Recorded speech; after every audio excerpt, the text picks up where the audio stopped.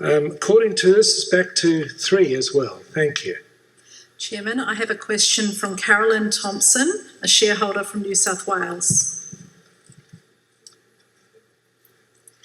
Mr Gonski, in the speeches that were made at the beginning today, there were mentions that there was no impending litigation in regard to Austrac and the anti-money laundering legislation. On page 49 of the 2018 annual report, the remuneration report said that the criteria that executives were assessed under was no material anti-money laundering, know your customers or sanction breaches. Remuneration was paid based on the fact that there were no material breaches in 2018. On the 28th of June 2018, Mr Gonski, I wrote you a letter about breaches of the anti-money laundering legislation that's involved in my dispute with ANZ. I'm the person that has actually served ANZ with the creditor's statutory demand.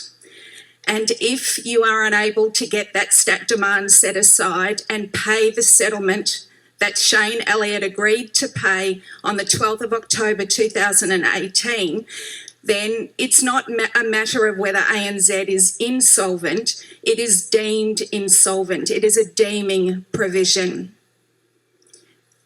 Can I just say thank you very much for Ms Thomson for your views. I remember you gave us similar views a year ago.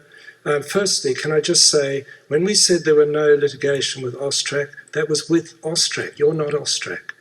The second thing I just wanted to point out is I've been a lawyer for a long time. I know exactly what you're talking about, and I believe you are misleading the shareholders here.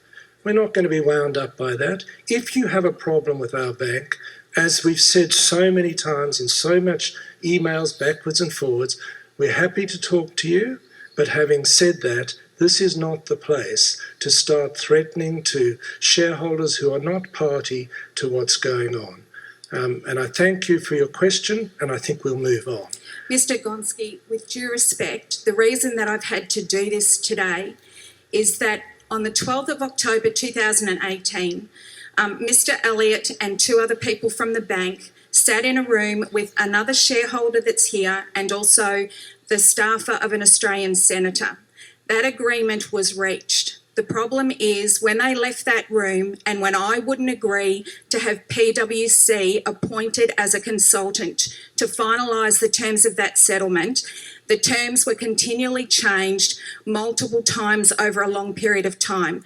The reason I have had to do this is when I do it the way that you ask, you don't hold true to what you promise people that you do. So that is why I've had to do it here. I understand what you're saying.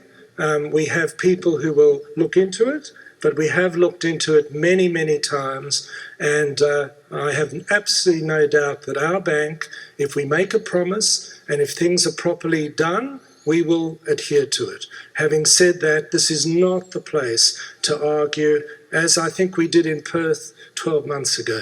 Thank you. I'll move to number 4, please.